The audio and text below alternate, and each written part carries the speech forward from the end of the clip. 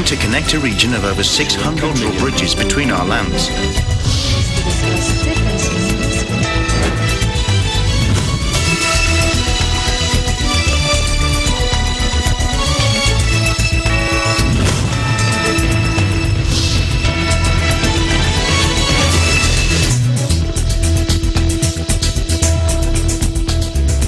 Hello, Amalma Angeles. Welcome to ASEAN in Focus, and joining me today is Charlene Navaja. Hello, Charlene.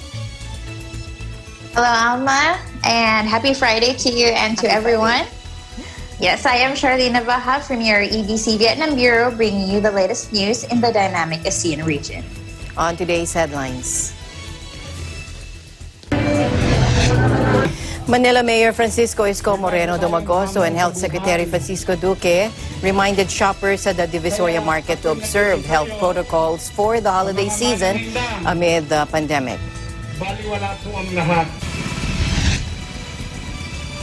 Flash floods have claimed at least 9 lives in southern Thailand and affected 500,000 people, officials said Thursday as the region braced for even more rain. And Bangladesh begins transferring hundreds of Rohingya refugees to a low-lying island in an area prone to cyclones and floods, with right groups and relatives alleging people were being coerced into leaving. And leaders of the APEC Forum reiterated their commitment in pursuing free and open trade and investment in a mid-November gathering. They also discussed regional economic recovery from the devastating impact from the COVID-19 pandemic.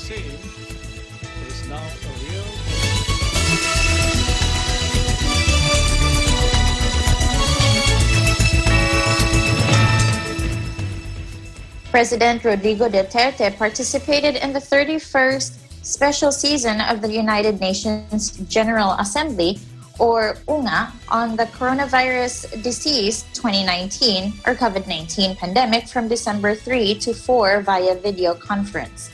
He raised the universal access to anti-COVID-19 technologies and products and the need for global efforts to ensure the availability of safe and effective vaccines to people of developing nations. Let's listen in.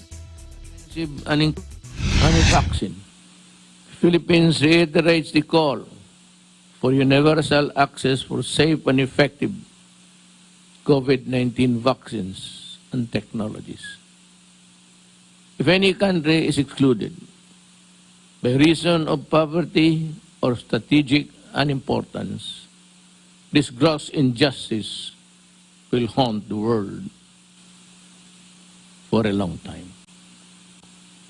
It will completely discredit the values upon which the United Nations were founded. We cannot let this happen. No one is safe unless everyone is safe. In my country, this fight is about protecting life while preserving the democratic values we have restored without violence. Mr. President, the end of this pandemic is still difficult to see. Yet the broad outlines of the horizon are breaking through. It is never too early to think of a bouncing back strategy. The Philippines aims for a comprehensive and inclusive recovery with no one left behind. We are using all available socioeconomic instruments to protect our hard-won gains in development. Our recovery plan is built on solid macroeconomic and fiscal fundamentals, with a funding allocation equivalent to 9.1% of GDP. Let us seize this opportunity to establish a new normal, using lessons from the crisis. Lockdowns have forced us to take full advantage of technology and innovation.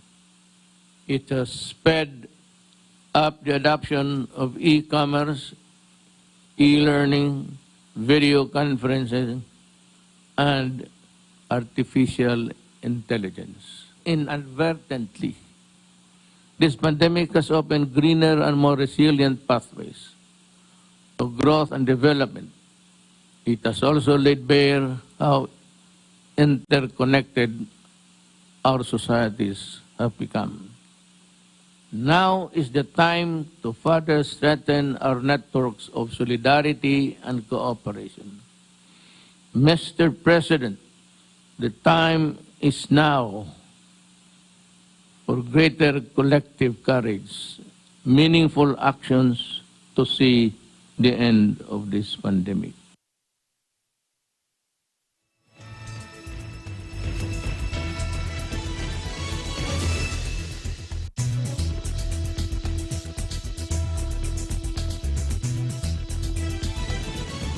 Let's find out the latest coronavirus situation in Cambodia. So our EBC Cambodia correspondent Crystal and Ballesteros. Crystal?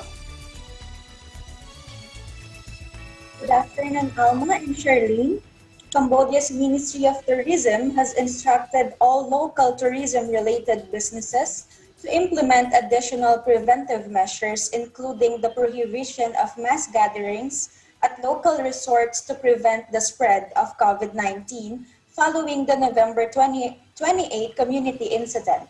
The guideline, dated Tuesday and obtained by Khmer Times, makes it compulsory for owners or management of tourist destinations to limit the number of people visiting at the same time, in addition to several other measures set by the Ministry of Tourism, including checking visitors' temperatures prior to entry and providing hand sanitizers on site. Tourist resorts, tourist communities, and ecotourism areas are required to cut down their guest members and avoid gatherings with more than 20 people. In case there is a smaller gathering, they must practice social distancing and follow other instructions from the Ministry of Health. The workers in the resorts must wear masks or face shields and have alcohol-based sanitizers or gel with them at all times. And if they have to touch the visitors, they must wear gloves.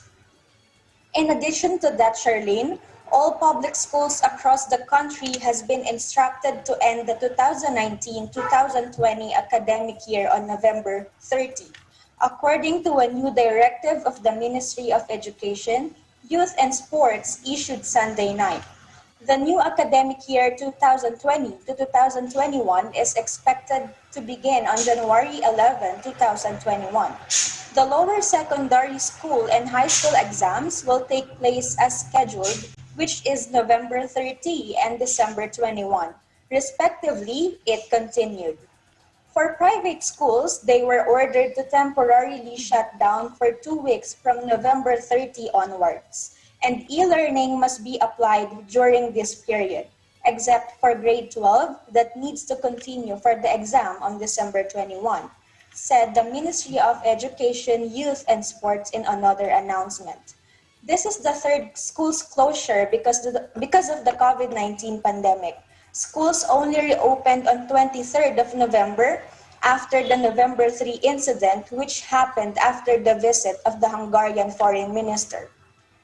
However, this appears to be a more serious case since the outbreak this time involved 6 from a family which had made widespread visits to many venues in the capital, attended meetings and other provincial travels. For the record, the Ministry of Health today announced that it has found 4 more community infection cases, all related to the November 28 community incident, bringing the total cases to 335. According to the Health Ministry, as of yesterday, it has tested 9,793 people related to the November 28 community incident, and so far has found 23 positive cases. With these new cases, Cambodia's total COVID-19 positive cases has risen to 335, including 219 Cambodians, 45 French, 18 Chinese, 13 Malaysians, 9 Indonesians, 9 Americans, 6 British, 3 Vietnamese, 3 Canadians, 3 Indians, 2 Hungarians, 2 Pakistanis, 1 Belgian, 1 Kazakhstani, and 1 Polish. Of this total, The November 28 community incident tally alone stands at 23. The total number of recovered patients remains at 304 with no fatalities. Back to you, Charlene. Wow. Okay, so I hope you keep safe out there, Crystal. You too, Charlene and Alma, and happy weekends. Reporting here in Cambodia, I am Crystal Ann Ballesteros, and we live in interesting times. Here in Manila, Mayor Francisco Esco Moreno Domagoso and Health Secretary Francisco Duque reminded shoppers at the Divisoria Market to observe health protocols for the holiday season amid the pandemic. Let's listen in. May bago tayong hamon sa buhay. Kaya ako'y nakikisuyo sa mga manininda. Alam ko, gusto niyo makabenta. Sa totoo lang, laki nga kinikita nyo ngayon. Dahil mas maayos, mas mainam, ngunit kailangan maging responsable rin kayong manininda. Totoo, makakakuha kayo ng mura. Pero lahat ng natipid ninyo, lahat ng nadiskwento ninyo, kapag kayo na abo na lang, baliwala po ang lahat. This visit came as shoppers seemed to forget the observance of physical distancing as they trooped to the area to shop for the holiday season. Mayor Domagoso said nobody wants to put to waste all the efforts done by the government in mitigating the spread of the infection. He also said the visit of the health department to Manila only means two things. It's either they appreciate all the efforts being done by the local government or they're worried about the city's health status. While he understands that the place is popular for cheap items and merchandise, the mayor said saving money would become useless for shoppers once they contract the virus.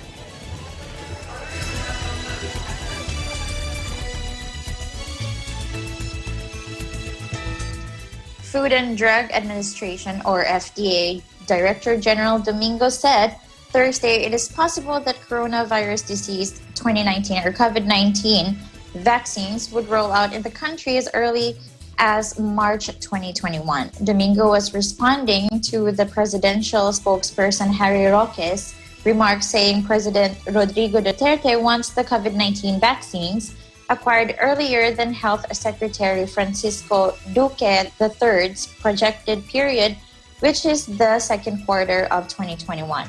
On Wednesday, Duterte signed Executive Order number 121, allowing Domingo to issue an emergency use authorization, or EUA, to COVID-19 drug vaccine makers.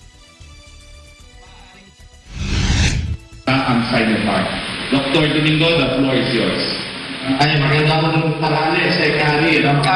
Yung puntiryang schedule ay kapag may nag-apply at kompleto po ang kanilang requirements na pinakita, magagawa po natin yan within 21 to 28 days ang processing at decision kung magbibigay din po tayo ng emergency use authority dito sa Pilipinas. Totoo yun, Secretary, ang primary natin na requirement is that dapat meron na rin siyang equivalent na EUA galing sa bansang pinanggalingan niya or sa isang stringent regulatory authority o kaya galing sa WHO na emergency use list. At kapag meron sila nito, ay meron lang pong tayong ilalabas na maikling listahan naman ng requirements na kailangan nilang ipadala dito sa atin para makita natin.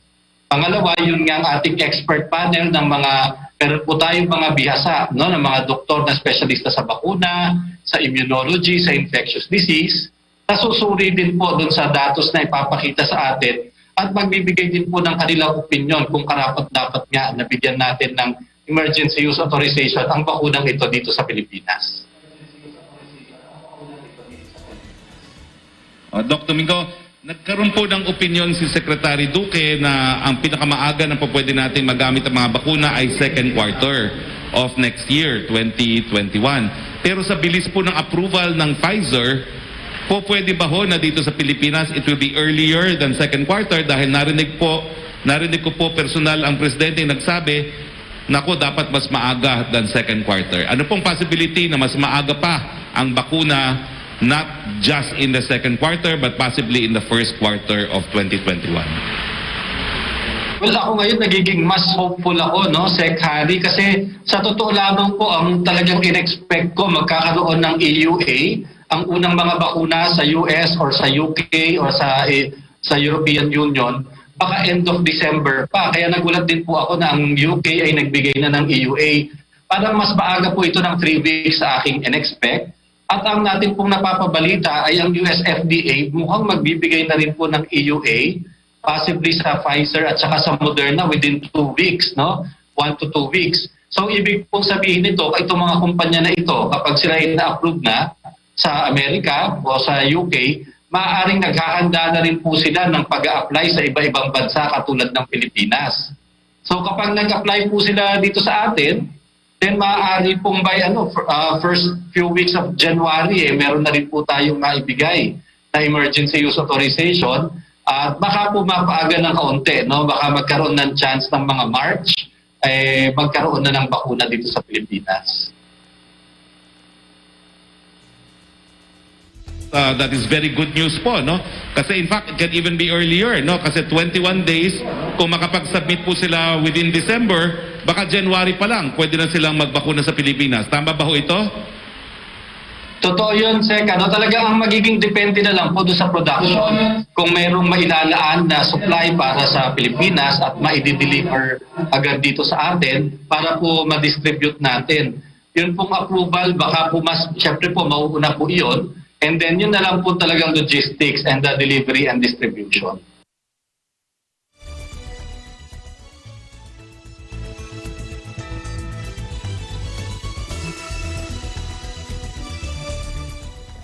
Australian Federal Police Detective Superintendent Paula Hudson spoke about an incredible influx of child sex abuses during the coronavirus pandemic, and police have arrested several men related to investigations into child abuse material during the pandemic as virus-enforced isolation pushes victims and predators online more often. Let's listen in. Highlight is that the AFP are seeing an incredible influx in relation to child exploitation reports and material. What I would say is that this year, financial year, we received over 21,000 reports into the Australian Centre for Child Exploitation, and that's up from last year. We received 14,000 reports. Investigators are seeing COVID-specific related child exploitation forums where they are discussing the opportunities that have arisen for them during the COVID period and getting access to new material to share. Yeah, absolutely. I would agree. It is a perfect storm. People are spending more time at home, as you know, in lockdown, more time online, both offenders and victims. So it's a horrendous and gut-wrenching crime type and sickening. I think that we would say that it's always been there. The fact that we're making more and more headways, and it seems that nearly every other day there's a story in the media around someone's been arrested, it's actually showing that we're getting ahead of the game. This is, as I said, across the dark web, the same period as last year. We've seen a double in the amount of child exploitation being exchanged. And as I mentioned, that actually some of those websites are actually crashing, and they are going to the ClearNet to conduct their business as well.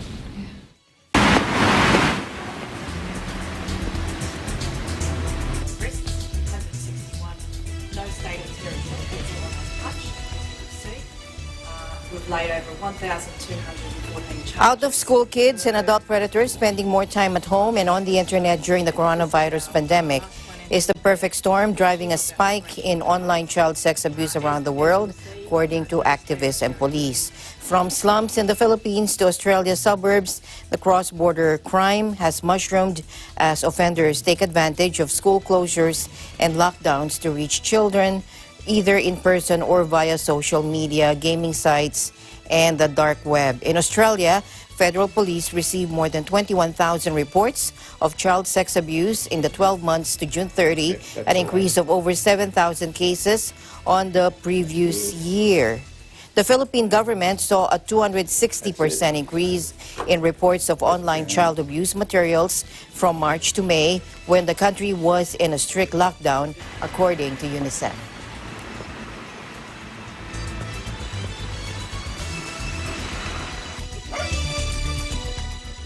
Malacanang on Thursday vowed to hold predators accountable for their crimes following a spike in online child sex abuse across the country amid the coronavirus pandemic.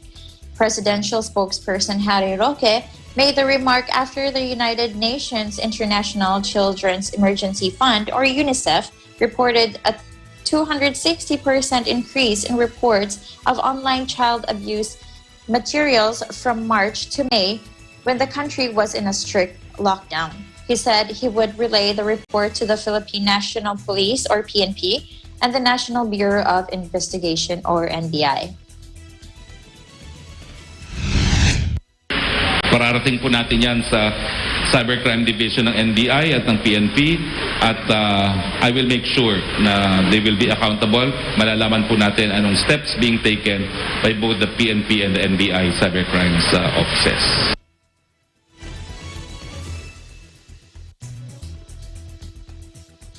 According to a report from Agence France Presse, International Justice Mission, or IJM, Philippines Director John Tanagho earlier said lockdowns created the perfect storm for increases in online sexual exploitation of children. He said many of the victims are first abused by their own parents, who live stream the sexual violence for predators in wealthy Western nations. Depending on the actual sexual acts and exploitation committed against a child, investigators and prosecutors use laws such as Republic Act, or RA number 9775, or the Anti-Child Pornography Act of 2009, RA 7610, or the Special Protection of Children Against Child Abuse, Exploitation and Discrimination Act, RA 9208, or the Anti-Trafficking in Persons Act of 2003 as amended by RA 10364 and RA 10175, or the Cybercrime Prevention Act of 2012 in indicting persons. The Malaysian government has opened 19 investigation papers into 6 subsidiaries of the world's largest glove maker, Top Glove, over offenses involving the workers' dormitories. Now, this followed simultaneous enforcement operations carried out by the Peninsular Malaysia Labor Department, an agency under the Human Resources Ministry, last Thursday, November 26. The Malaysian company, that is the world's biggest manufacturer of surgical gloves, has closed over half of its factories after a surge in coronavirus cases among its workers. Top Glove has seen a huge jump in demand since the start of the pandemic as countries scramble to stock up on protective equipment, pushing up both its profits and share price. But there has been a cluster of virus outbreaks among the employees, and many of whom are low-paid migrant workers at factories in an industrial area near the capital of Kuala Lumpur. In 2018, the Thomson Reuters Foundation revealed that foreign workers had to work long hours to earn overtime pay, in some cases exceeding the legal limit of extra hours.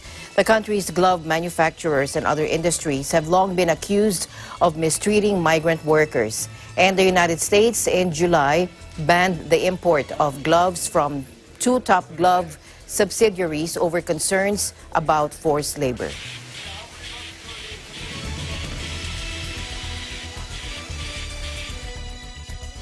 And in a special summit of the United Nations General Assembly to address the pandemic, UN Secretary General Antonio Guterres and President of the General Assembly Volkan Bozkir warned that the struggle against challenges exposed by the pandemic will not go away with the approval of a vaccine. And in some situations, there was a rejection of facts and an ignorance of the guidance.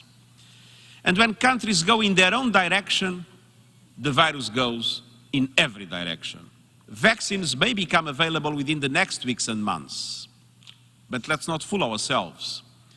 A vaccine cannot undo damage that will stretch across years, even decades to come. Extreme poverty is rising. The threat of famine looms. We face the biggest global recession in 8 decades. And these intergenerational impacts are not due to COVID-19 alone. They are the result of long-term fragilities, inequalities and injustices that have been exposed by the pandemic. I have repeatedly called for a COVID-19 vaccine to be a global public good available to everyone, everywhere. The Act Accelerated and its COVAX facility are the tools to get us there. But there is still a finance gap of $28 billion, including $4.3 billion urgently needed for the next 2 months.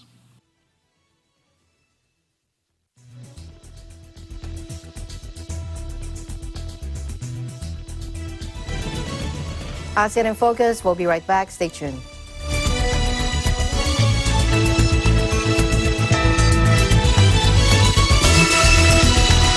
Hello there. Imagine Dami got the virus and she infected 2 more. And those 2 infected a lot more of people. And it goes on and on until it became an epidemic.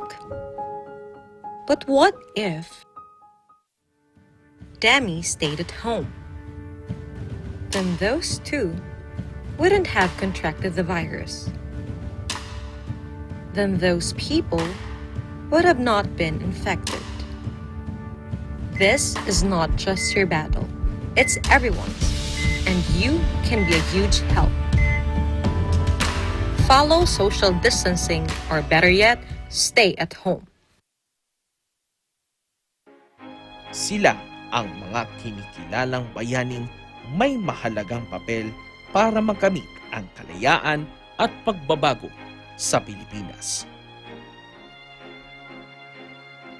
Pero sa panahong ito, may mga bagong bayaning nakikipaglaban sa sakit na lumaganap sa buong daigdig, ang COVID-19.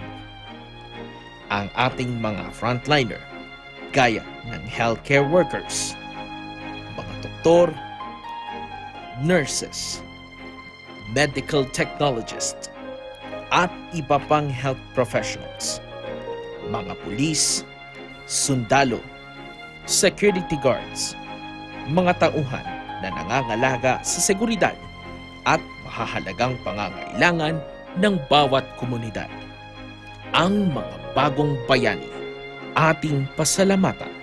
Kilalanin ang kanilang sakripisyo at serbisyo para sa lahat.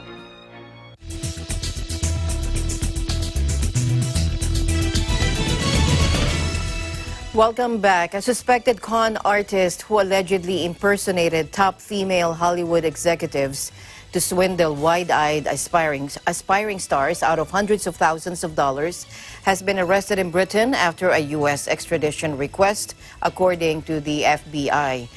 Dubbed the con queen of Hollywood, the suspect led investigators on a years-long global manhunt, so improbable it has even been optioned for a book deal.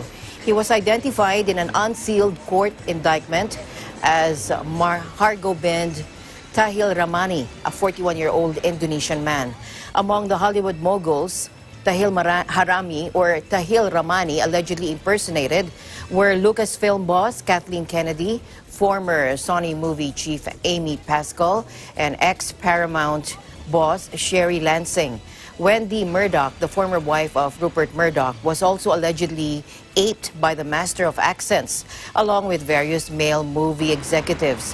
Victims were approached with offers of lucrative showbiz jobs and instructed to travel to Indonesia for tasks, including location scouting, research, and drafting screenplays, according to court documents filed in California.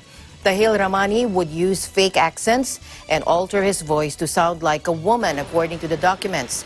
On arrival, the victims were allegedly built for U.S. currency at every turn by Tahil Ramani and his co-conspirators, with the promised movie projects transpiring to be entirely fictional and their expenses never reimbursed.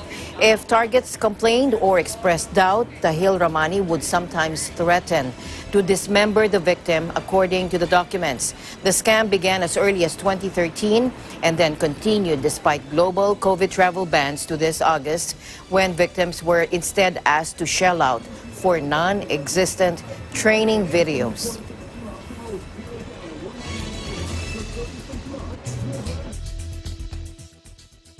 Bangladesh begins transferring hundreds of Rohingya refugees to a low-lying island in an area prone to cyclones and floods, with rights groups and relatives alleging people were being coerced into leaving.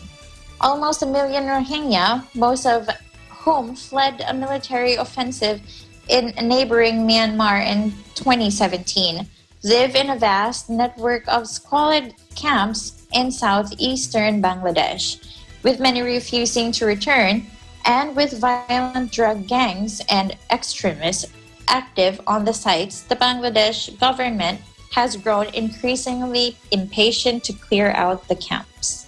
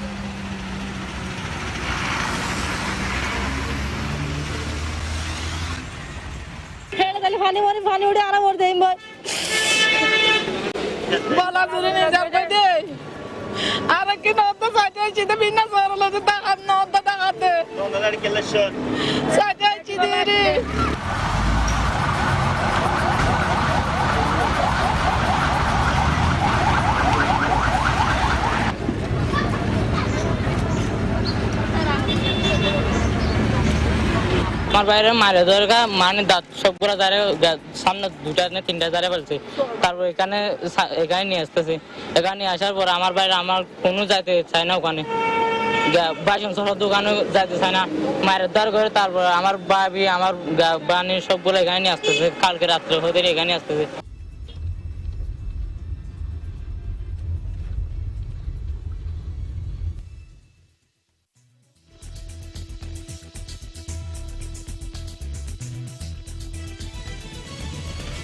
In other news, flash floods have claimed at least 9 lives in southern Thailand and affected 500,000 people, according to officials, as the region braces for even more rain.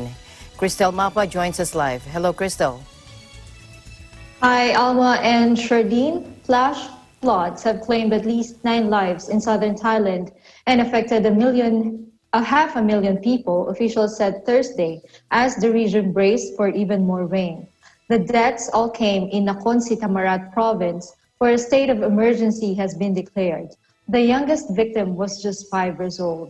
Scores of homes have been damaged and more than 500,000 people from 210,000 households are affected. Almost 150,000 hectares of farmland is underwater. Nakhon Si Thammarat Governor Kraisorn Visitwong said, "This year is the worst we've seen here in 50 years. The main airport opened to flights but was surrounded by water. Military vehicles were ferrying passengers to the terminal. 6 other provinces, Narathiwat, Songkhla, Patani, Suratthani, Chumpon, and Patalung, were also experiencing flooding. Heavy rain began a week earlier and was expected to continue over the coming days as a strong monsoon sits over the Gulf of Thailand and a low-pressure system in the Strait of Malacca. Government spokesman Anucha Borapachaisri said Prime Minister Prayut Chan-o-cha had instructed the relevant agencies and local authorities to continue monitoring flood-prone areas. Back to you, Alma. Thank you very much for your updates there. Cristel, stay safe. Thank you for your time. Have a great weekend. You too, Alma. Reporting live from Thailand, I am Cristel Mapa. We live in interesting times. The fourth Vietnam-Australia Defense Policy Dialogue was held digitally on December 3rd, during which both sides reviewed and discussed ways to beef up bilateral defense ties. The event was co-chaired by Senior Lieutenant General Deputy Defense Minister Huang Xuan-Chien and Australian Deputy Secretary Strategic Policy and Intelligence Peter Tesh. Despite the COVID-19 pandemic, the two defense ministries have managed to foster cooperation within the Vietnam-Australia Strategic Partnership established in May 2018.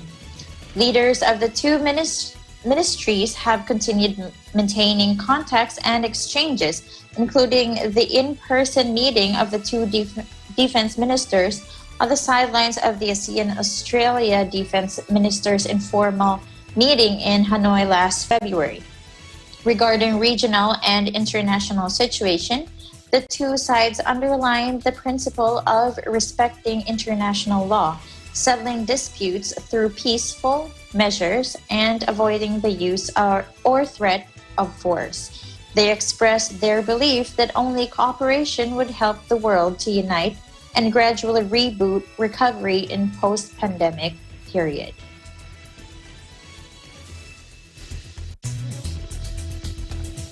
More than 1,000 people gathered at the National Convention Center to celebrate the 45th anniversary of the establishment of the Lao People's Democratic Republic, or Laos, on Wednesday. Speaking at the event, Mr. Bunhang Vorachit, General Secretary of the Central Committee of the Lao People's Revolutionary Party and President of Laos, underlined the importance of the National Day and recounted the country's development over the past 45 years. Local daily Vientiane Times on Thursday quoted General Bunhang as saying that December 2, 1975 was a day when Laos people of all ethnicities became the true masters of their country and destiny, and that Laos gained full independence, sovereignty, and territorial integrity, and everyone is proud to have complete freedom and the right to develop their country as well as enjoy their lives. President Bunhang said the founding of the Lao PDR was a victory achieved through the unshakable solidarity of the Lao people and army who fought courageously against the imperialists. The Vientiane Times reported that the country's average per capita GDP has reached $2,742 in 2020, while roads, airports, bridges, and other infrastructure have been built to connect Laos and the rest of the region.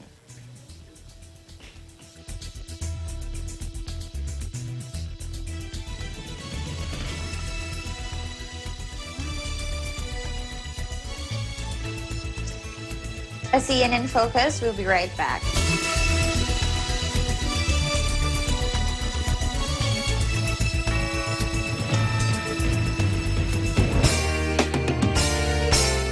The search for the best continues. Tagi sa Nagaling Part 2 is now accepting audition entries. If you are 21 to 59 years old and have what it takes to be the next Tagi sa Nagaling Grand Winner as a solo performer, duet, trio, band, or grouped act, submit your audition entries now. Just follow these guidelines.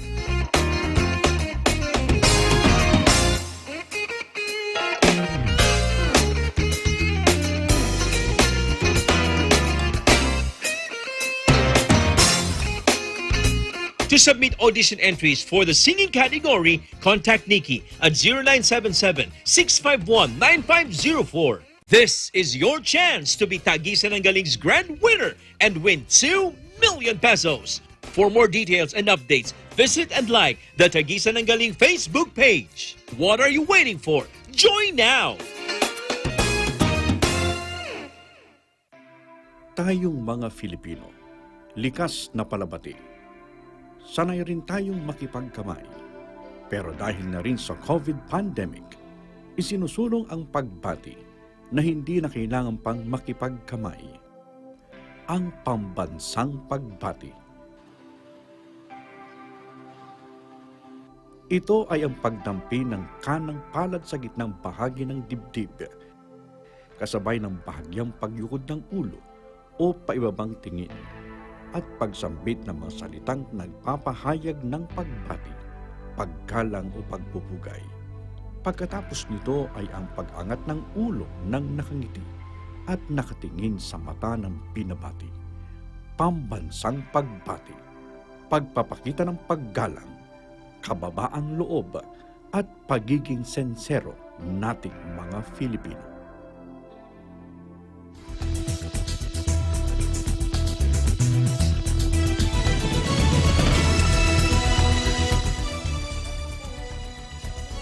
More than 32 million of the world's poorest face being pulled back into extreme poverty because of COVID-19, leading UN economists have said.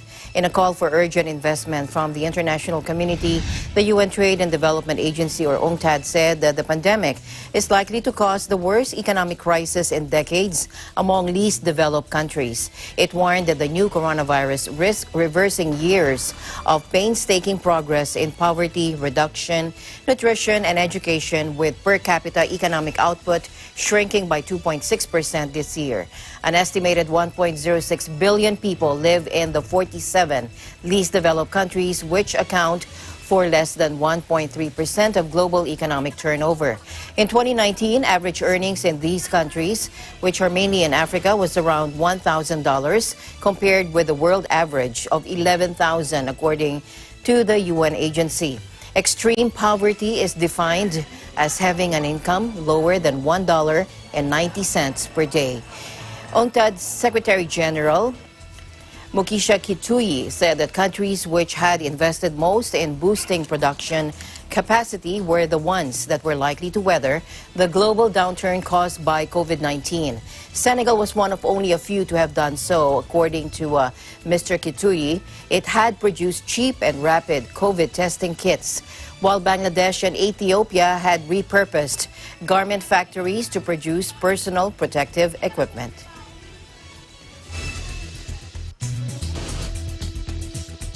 A major Asia-focused tech conference announced Thursday it is ditching Hong Kong in favor of Malaysia in a fresh blow to the Chinese financial hub's push to attract tech talent.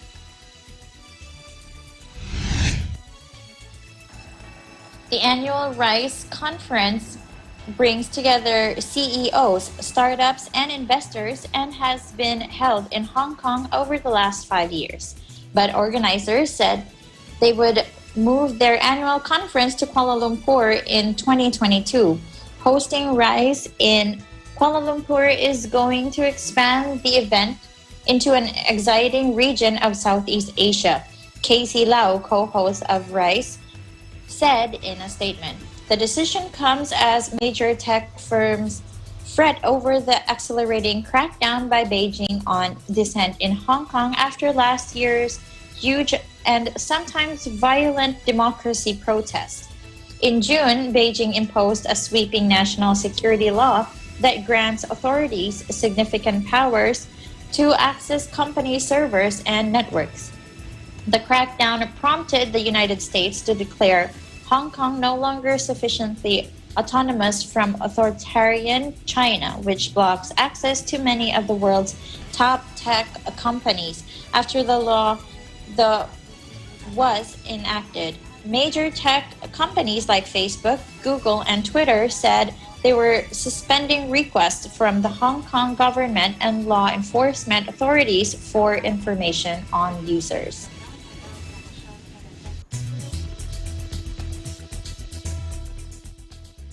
Leaders of the APEC Forum reiterated their commitment in pursuing free and open trade in investment in a mid-November gathering. They also discussed regional economic recovery from the devastating impact from the COVID-19 pandemic.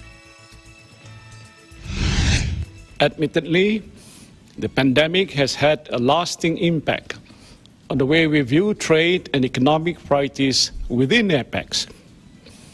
While the core pillars that inform APEC work will likely remain the same, there is now a real and specific necessity to ensure a delicate balance between our health priorities and economic needs.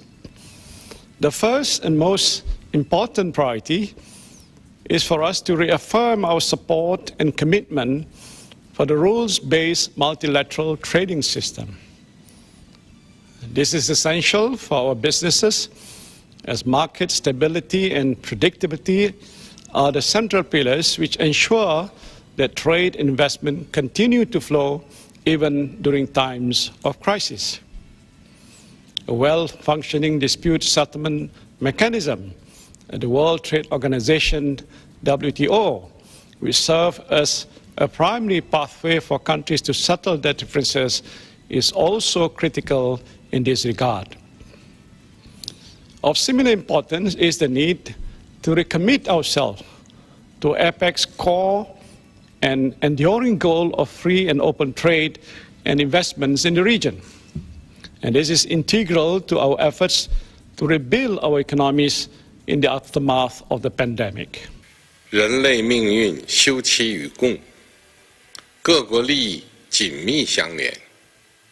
世界是不可分割的命运共同体。无论是赢得全球抗疫最终胜利，还是推动世界经济复苏，国际社会必须团结协作，共同应对危机考验。各国要守望相助，同舟共济，弘扬伙伴精神，密切政策沟通和协调，全面深化抗疫国际合作，坚持建设开放型世界经济，争取尽早战胜疫情，努力实现世界经济强劲、可持续、平衡、包容增长。对外开放是中国的基本国策，任何时候都不会动摇。受到疫情冲击，中国货物贸易进口规模已经基本恢复到去年同期水平。亚太是我们的共同家园，维护亚太和平稳定，促进发展繁荣，符合我们的共同利益。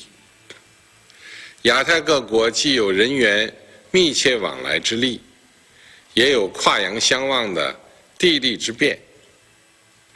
我们顺应市场规律，抓住经济全球化、区域经济一体化机遇，领风气之先，走在了世界经济增长的前列。Tahun 2020 merupakan tahun yang sangat krusial bagi dunia, sangat sulit bagi dunia. Semua negara ditantang untuk memecahkan masalah yang tidak terduga sebelumnya, ditantang menjawab keterbatasan, menghitung kembali peluang, dan menciptakan terobosan dan inovasi yang tidak terpikirkan sebelumnya. Saya percaya peluang dan kesempatan masih terbuka luas. Indonesia menggunakan momentum krisis ini untuk melakukan reformasi struktural secara extraordinary. Kami membenahi regulasi yang ada, membenahi birokrasi yang ada, agar dapat bergerak cepat melalui masa-masa yang sulit ini, sehingga siap membuka pintu seluas-luasnya bagi bisnismen dan bagi investor dengan cara-cara baru. Bapak Ibu hadirin yang saya hormati, beberapa minggu yang lalu Indonesia telah mengesahkan Undang-Undang Omnibus Law Cipta Kerja.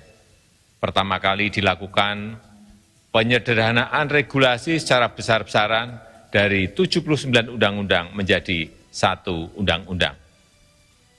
Tujuan utama kami adalah menciptakan iklim berusaha dan investasi yang berkualitas bagi para pelaku bisnis, termasuk UMKM dan investor asing. Regulasi yang tumpang tindih dan prosedur yang rumit dipangkas. Rantai birokrasi perizinan yang berbelit-belit dipotong. Serta pungutan liar yang selama ini menghambat usaha dan investasi juga. Keempat, berinvestasi di kawasan ekonomi khusus, kawasan perdagangan bebas dan pelabuhan bebas semakin dipermudah, serta semakin menarik dengan adanya berbagai fasilitas dan insentif. Pelayanan perizinan berusaha di kawasan-kawasan tersebut akan dilakukan dalam hitungan jam, dengan fasilitas fiskal yang terintegrasi dalam sistem OSS. Kelima, Indonesia juga membentuk lembaga Sovereign Wealth Fund yang akan mengelola dan menempatkan sejumlah dana dan atau aset negara secara langsung maupun tidak langsung. Saya yakin para pengusaha serta pelaku bisnis domestik dan internasional akan merasakan efek positif dari berbagai potensi dan insentif dari kebijakan ekonomi yang dikeluarkan Indonesia di masa pandemi ini. Secondly, we can't keep our borders completely closed forever. There has to be traffic, there has to be business. People need to travel. And therefore, we are exposed to the outside world. And COVID-19 is all over the world. And so we must expect cases to keep on coming in. And we have to be vigilant in dealing with them when they pop up. I think that we're trying very hard to avoid having a second outbreak in a big way, and having to have a second circuit breaker or a second lockdown. I think the psychology on the population, if we had to do that, would be a very big impact. People will be discouraged, maybe demoralized, certainly will be angsty. And in terms of international cooperation, looking after our borders, looking after working out safe travel arrangements, I think there's a good amount of that. In terms of medical arrangements, like planning for what to do when vaccines become available, that means the most vulnerable people and the first responders should get it first. I think it will take some time, and some time meaning several years, and there will surely be changes from where we were in the new normal. In the short term, I don't see us getting away from the precautions and the risks which are present right now overnight. It's not possible. Winter is coming in the northern hemisphere. Their cases are are currently continuing to grow. And even if you start having a vaccine by beginning of next year, by the time it gets rolled out to a significant proportion of the population and has an impact in slowing down the spread of the disease, it will be probably 2022. And so we must continue to be prepared for this kind of situation for some time. And I think travel is not going to return to normal next year. Maybe in 2 years' time, it'll be possible to extend in a bigger way, but that's down the road. So I think that it'll take time, and I think even after COVID is gone, there will be lasting changes. I mean, people have gotten used to working remotely, to meeting, to doing business online, to trading, buying things, making commitments online, and to being more, to traveling less. And I think those will be lasting impacts. Well, some industries are not doing badly. If you look at manufacturing, is doing quite well. In fact, we have growth in manufacturing this year compared to last year, even electronics, for example, or pharmaceuticals. If you look at the tech industries, they're doing well. IT, the tech companies like Google, Facebook, in fact, they are doing brilliantly during this period. And some of them have presence in Singapore. So there are sectors which are doing well. There are other sectors which will resume. There will be business, but it will not be quite at the old level, like construction, where there will always be a demand because there's so much of public construction which is necessary. You need trains, schools, houses, new housing estates, hospitals. They need to be built, and we have to get the industry restarted in a safe way, which means testing, which means segregation, it means additional costs. It means the government has to step in and help to do things, get things done as efficiently as possible, and we may need to adjust the cost structure as well. So there will be those industries which need specific attention. And then you have the ones which are, I think the ones which are most anxious are the entertainment and tourism business. Right.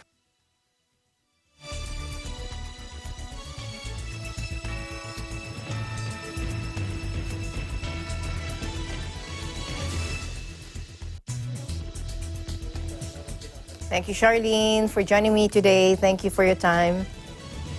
Yes, thank you so much, Alma. So that's all the latest news in the ASEAN region. This is Charlene Navaja. We live in interesting times. And this is Alma Angeles. We live in interesting times. Have a great weekend.